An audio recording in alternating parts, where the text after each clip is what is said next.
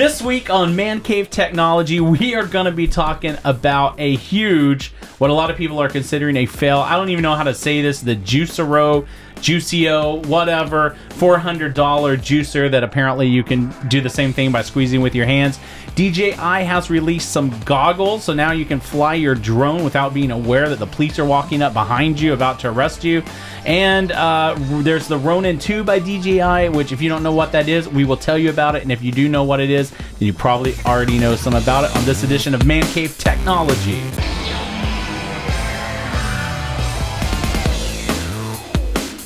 Hey, welcome to the show. We got an awesome show for you today. How's everyone doing around the table? Oh, we're doing wonderful. Wonderful and good. And if you guys have ever wondered what it's like around here when we're getting ready to kick off the show, definitely check out some of the videos on the YouTube channel. Last week we did one that was kind of a behind the scenes. I think we're going to do another one because we've had a lot of debates around here lately, and I think I almost got a fight between some of these guys on there. But that's not what this show is here to talk about today. We're going to talk about the latest and greatest in tech news and funny things and entertaining things. And we want to talk about this juicer. And this really shows what the problem is with companies that just ask for a bunch of money to produce an epic product. And basically, these guys got a ton of money to make a juicer. And does anyone know how that turned out? It was a fail, right? That's what I understand. Not well. Biggest fail of the week. Yeah, a lot of money, over-engineered. Just something that wasn't ever a problem. It's a sign of status. Is you just waste money on something you can do with your hands, and then you just and then you sell it for what, $400? A pop. So these guys made a whole ecosystem for getting little chunks of vegetables and fruit in these pouches that have a barcode, and then you stick it in to deliver to your door every week. So that's kind of their recurring business model, because you know, if you're going to be doing this, we need to be making money every week. So you sign up for your juice subscription.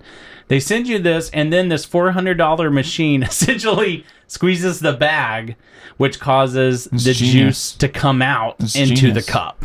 And wait, so is this a bag already full of juice? Well, that's the thing. It's actually full of the fruit in kind of this fermented state, I guess.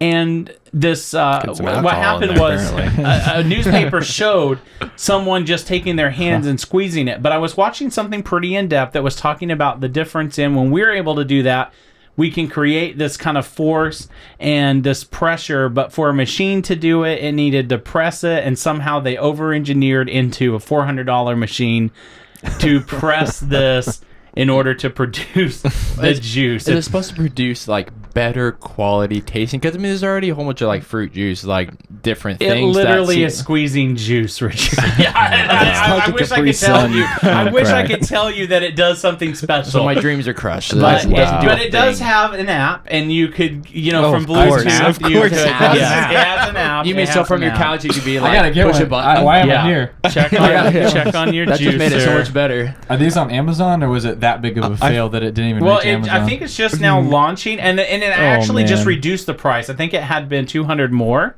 It was like $699. And you got to pay for the app too, I guess. Do you get this along with your Tesla? That's the big or is that afterwards? Right.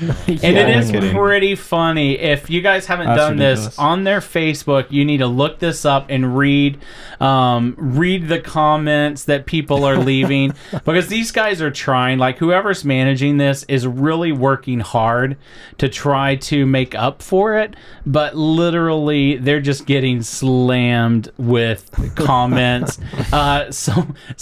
There's a picture of literally someone it says, "Can anyone help me secure funding for my new juicing concept? I'm calling it the Handaroo." And they just have a picture of a hand squeezing an orange. Yeah. Dude, you may get millions of dollars on Kickstarter for that. I mean, it's basically.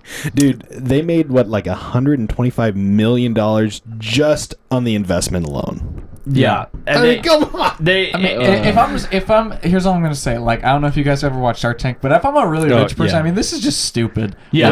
I mean, I don't see an outcome with something like this. There's not a lot of people buying Teslas, so there's not a lot of people gonna be buying. I mean, Yeah, I guess it's Juicer. cool that they have a subscription. So, like, they should have just put juice in a cup and then sent it to your door and Right. then just charge Yeah, you for that the yeah, was that would subscription. have been easier. The other... A Capri Sun? Yeah. Exactly. It's this Wow. new technology. Sponsored by Walmart.com. Oh my gosh. Yeah, the other major fail that happened that's kind of along the same line is, I don't know if you guys ever saw the commercials for, it was called Plastc, and it's going to be this credit card that digitally stores all your other credit cards. It's yeah. actually a pretty cool idea. I did see that. They ran all of these commercials. They did all these Kickstarter orders. People paid. These guys came out last week and said, oh, we have run out of money and we don't have a product and we're shutting down and there will be no fulfillment of any pre-orders. Yeah. Oh, And man. the dream is dead. Good luck getting a refund too. Yeah, basically. Yeah. So just a total fail. And what's sad is that was actually that's where the juicers kind of like, okay, that's just dumb. Yeah. This was actually a cool idea and Yeah. kind of a cool thing.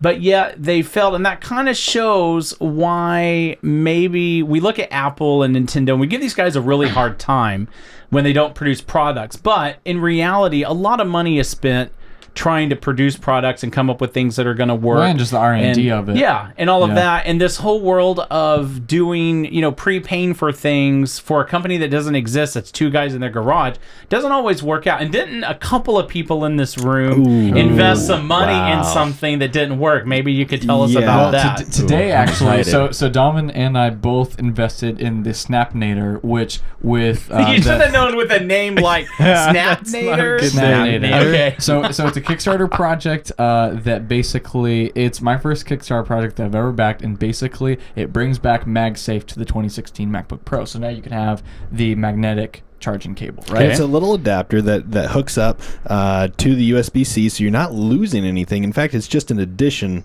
and it just sticks into the USB-C, and it's all magnetic. Yeah, so these guys, it's like $30 or something per little adapter, and these guys got a whole ton of money from it. I think it was somewhere near like $0.6 million or something Yeah. like that. And then they didn't call it off, but they kept giving delays and delays and delays. Today, actually, they just came out with a final new update in they haven't had one for a month. And they finally said, hey, we're shipping stuff. So people are so skeptical about it. Yeah. It's very hard to get a refund on things like that Right. through these companies like Kickstarter and Indiegogo. But Well, and you can We'll purchase see. it right from the company, like I did with Snapnator, Yeah. and they don't always honor your refund requests either for products. They not saved given. money on a name guy. Yeah, they just didn't but I do hire a name agree. guy. I do agree with Joshua in terms of the Plastc was a totally cool deal. Right. But I think that regardless, and this may sound like opposite of anyone who likes Casey Neistat or anyone who does motivational speeches at all. Yeah. But I don't care what your idea is. Believe me, it's going to take 4 times the amount of R&D that you think it's going to take Right. to actually get it going. Yeah, You know what's what I really mean? sad is I just looked it up. So they $9 million in pre-orders for my Plastc. goodness. Yeah. They shut down, and here's the sad thing, and maybe Dalton can throw some of this video over a little bit of while we're talking, but they made this really fancy commercial that actually is kind of goofy, and it kind of shows the uses. But then, I don't know where this is, but I found a video that was the guy who founded Plastc, Oh, really? literally talking about how you can achieve your dreams, and if you come up with an idea, you man. can do it. And it's like, he That's doesn't bad. even have the idea. They didn't even do it yet, and he's already saying that. And then, this is not to dig on the guy, because I'm sure he's having a bad day.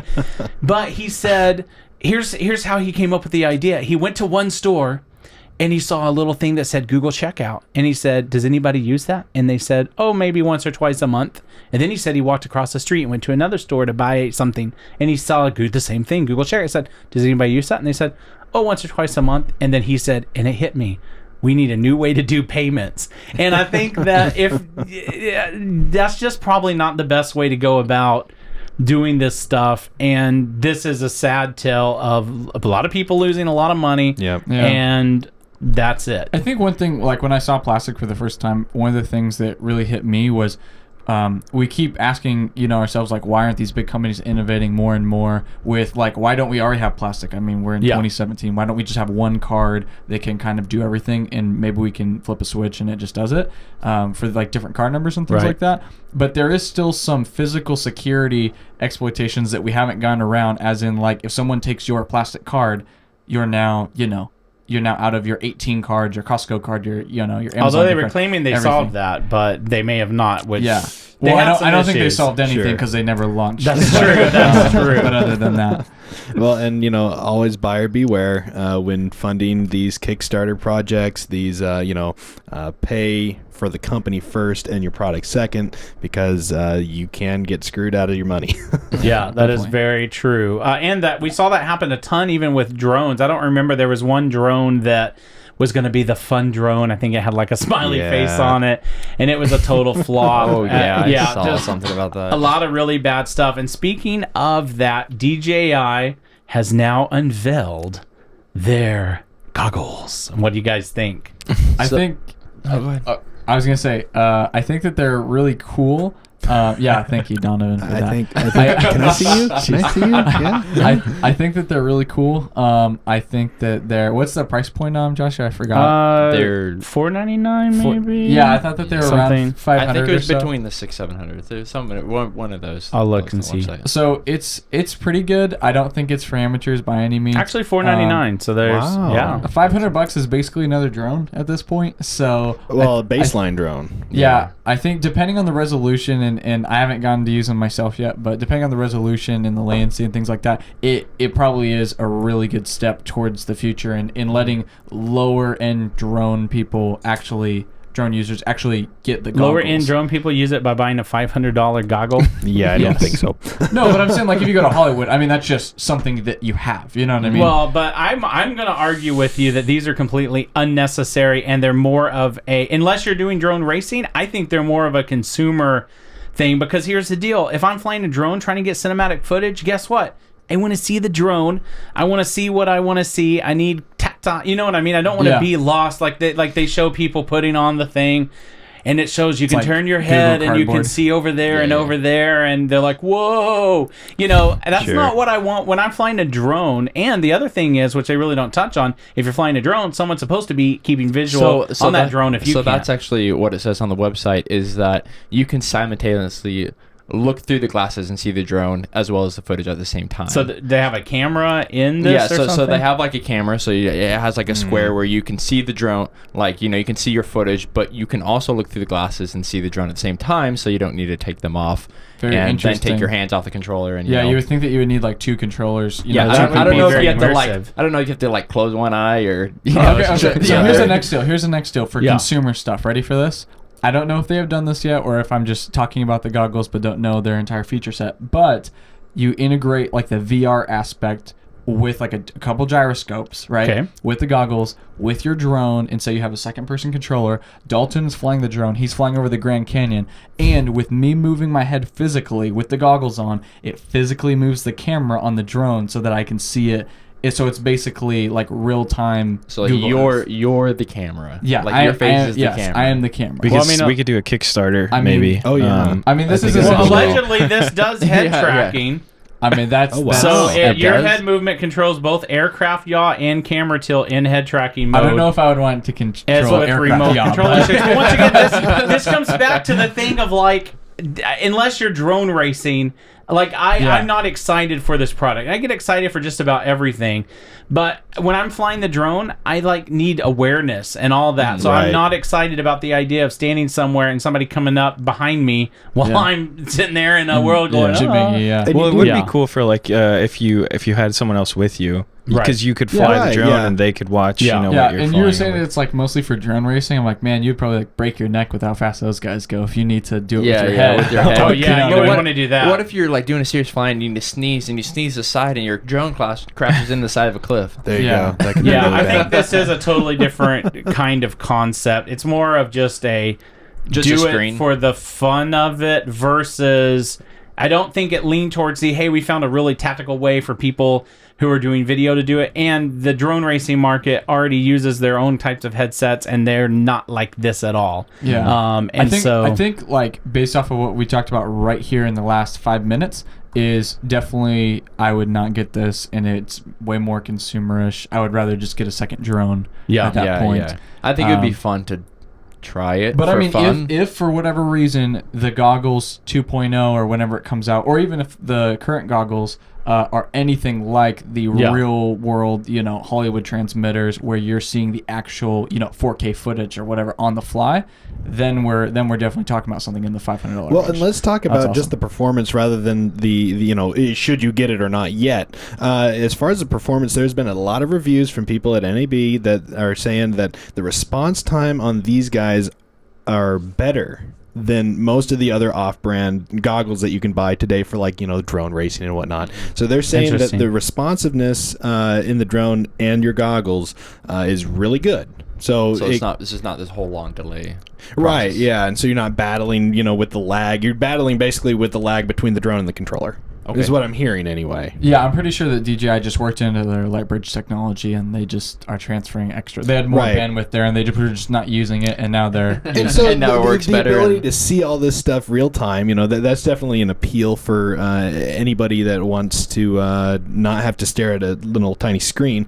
But you do have to be careful with jurisdictions still, because some people are you get. I think what it comes down to me is the goggles need to be like how Apple makes their products 99% of the time, and not the 2016 MacBook Pro. But when they kind of look like Apple made them. They're just a big white piece of glossy plastic. But what I'm saying though is in terms of functionality, it just needs to work 99% of the time. Right. Well, and I bet that they do. I just question who is it for? Most of their ads show someone actually flying the drone, and then someone using this, and it has a touchpad and remote controller on the side. That was what is that? Really cool. So you on the side of the glasses? It's all tap, and so you can control your menus while just scrolling on the side of the goggles. So it's still a tactile feel, and so essentially you become an F-16 pilot for $500. Yeah, basically. All right. You just need some good training right there. Wow. There you go. That's going to make it happen. So DJI also introduced something new. This is the Ronin 2,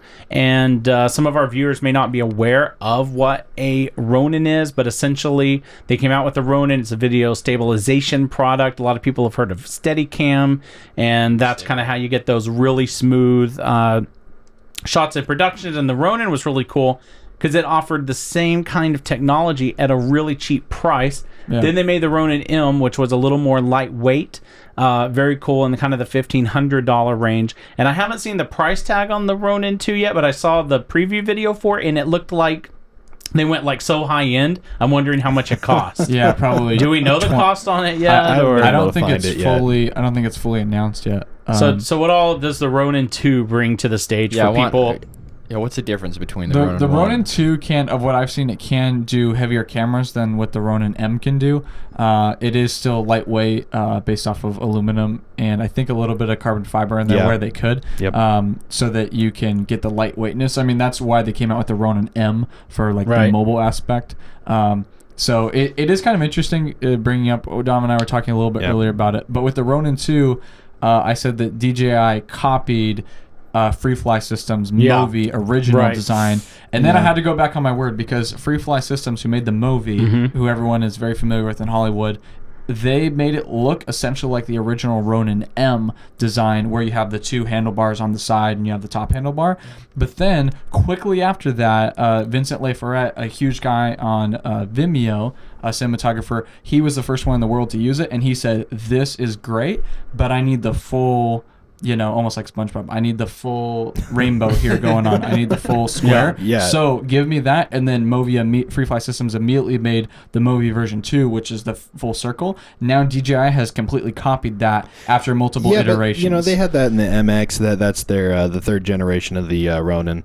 And I feel like the system that it's encompassed in, that the user is holding, is less important than actually what you're doing doing here. So, for instance, the Ronin 2, you're running a 2 battery system now, so you can run continuously. Yeah. You can support those heavier cameras up to 30-pound systems. Yeah, you can power a red camera on just the Ronin. Yeah, you don't need like Red Volt batteries or anything. That's huge because these things are taking a lot of power, and you need to be able to run and gun all day. But the minute that you take the camera off the stabilizer, you have destabilized the whole system, and so there's a lot of balancing that happens in the Ronin, and the ability to keep the camera on there continuously powered on it is huge. Yeah, one big thing with the Ronin 2 that a lot of people don't really talk about is the Movi is very expensive.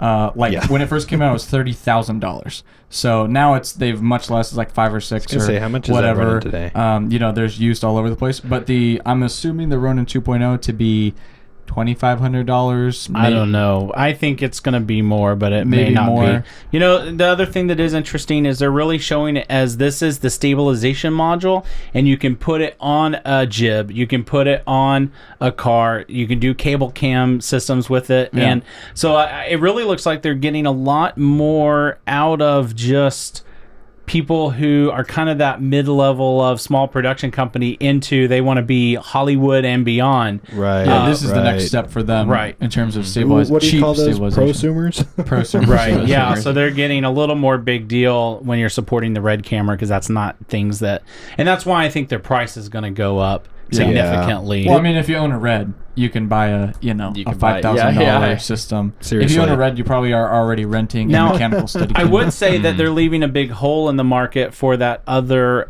group, but a lot of these one-handed gimbals have now really taken off, and they can support 6 pounds, 7 pounds sometimes. Yeah, so your standard DSLR. Yeah, so basically, why carry the big thing like the Ronin when I can literally in my backpack have something that does the same thing? And so they may have just seen that there's no reason to have that for that market anymore, but maybe they'll surprise me and they'll come and say $999 for the Ronin 2. You can hold your $30,000 camera on it. Yeah, I'm wondering if FreeFly Systems is going to have a response to this. Because they need a response. Well, I mean, I don't know. The movie version 3 or whatever is out right now is a little bit outdated in terms of stuff. I mean, like it doesn't have all the connections and everything that the Ronin 2 does have.